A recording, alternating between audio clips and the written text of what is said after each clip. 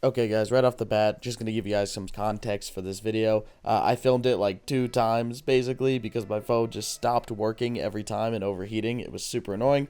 But what this is a server that I finally got back from the States, and it's been sitting a long time, so I'm just trying to take some of the parts out and salvage it, and that's what I'm doing in today's video. So I already took out these like consumer grade SSDs I had put in it, and where we're going to drop in is right when I'm about to take out my drives and graphics card. So hopefully you guys will kind of enjoy. But yeah, this server has a long history, and at one of these times I'd like to post a video telling the story of how it basically got stuck in limbo, trapped, and we got totally screwed over by a data center hoster. So if you guys are interested in that, please let me know. But hopefully you enjoy this little video looking at some cool hardware.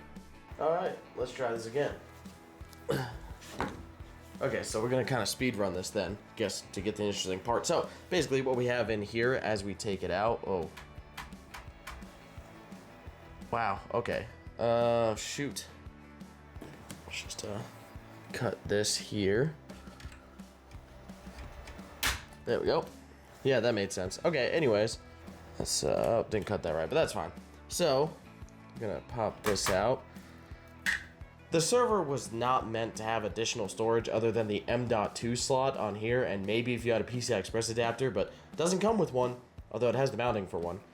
Anyways, that sucks. Yes, you can have shared storage. iSCSI mounting is all supported on these boards. And unfortunately, you only have two 10 gigabit RJ45 connectors in the back, and you're going to be using most of that bandwidth for your storage rather than your actual hosting and apps and stuff like that you actually need your bandwidth for. So unfortunately, that sucks. And there's no way to add another NIC to the system except for USB, which you only have two Type A ports on each of these boards. So I kind of modified the system a little bit. I added these MCIO connectors to the system, which go to one of the MCIO headers on the board. Oh yeah, on this one. I actually connected them both to this board, and they go to both of the two NVMEs that you see here, the U.2 PC... the U.2 PCI Express 4.0 CD6s that we have here. These are dual 1.92 terabyte PCIe 4.0 drives. They were meant to run in a RAID 1 attached to this system. This would be the storage for both systems. Again, network based for both these, but you know, that's what you had to do. So I added it with these nice little thingies here and thought that this zip tie would help hold this one up, but obviously it just sits here and smacks our Quadro RTX 4000, so it wasn't a great idea. But hey, that's just fine. Let's get this out. So if I remember correctly, I don't think you have to unscrew it from the bottom, but I guess we'll find out. We unscrew these on the back. There's just two screws holding it in. And there's a second zip tie. One sec. Okay, we actually used scissors to cut it this time, so now we can pop this out as best as we can. It is very tight. Very tightly integrated system, as kind of has to be. All right, there we go. Let's unscrew these. There we go. Start with this. Our drive is free. And while we're here, let's just get our graphics card free, which it half is because it doesn't sit on the screw very well. There we go. And just like that, we have our Quadro RTX 4000, one of my favorite cards of all time, powered by a single 8-pin connector. And just a very beautiful card. Again, is our 8-pin, if you can see that. And I like this card, USB-C. Don't know why they stopped doing it. They called it VR Link, but it was just a normal USB-C data and power connector. It was super awesome, and I liked it because, you know, USB-C DisplayPort, super common, could power an entire monitor with just this one cable. A portable monitor, and you get touch and everything working, but unfortunately, NVIDIA stopped doing it, and so did AMD. So it's unfortunate. Beautiful card, a little bit damaged here, but all in all, it survived, I hope. So we'll test it at some other point.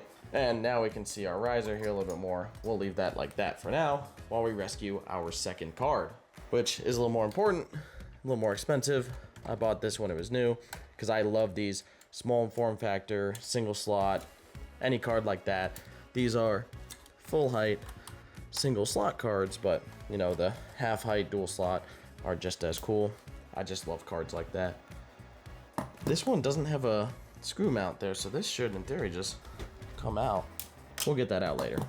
Let's just focus on getting our card free. Nope, we'll get that one later, too. This wasn't even plugged in anymore. No wonder it didn't work. Yep, there's our Kioxia CD6 1.92 terabyte drive back when they were cheaper. That's when I purchased it. And then trying to get our card free here. Let's pop out the 6-pin. This system was designed for like A40s or something like that. Very big cards, but we don't have those. So yeah, now there's a beautiful card. So just RTX A4000, 16 gigs, basically like a 3070, cut down a little bit to fit in a single slot with a single 6-pin, which makes me sad, but beautiful card. Very expensive. Very glad to have it back. Okay. So, and then there's that connector that obviously fell out in shipping. Hopefully those drives still work. But this is the system. Again, super weirdly designed system. I will make a hopefully more thorough video about this system, stuff like that. If you're interested in that, let me know, and definitely get these tested and see where I'm gonna run it. If it can run in my home lab quietly enough, I'll run it there. But given what it is with these 64 core epics, maybe we have to downgrade them a little bit. Maybe we have to strip the thing, who knows, and run these in a real system. Liquid cooled would be nice, but hopefully if you guys are interested, let me know and we'll run a full video on this. But that was the system we salvaged. The parts that need to come out. This system will still run with EPYC and stuff, just no out graphics, except, no, we've got VGA on board, so yeah.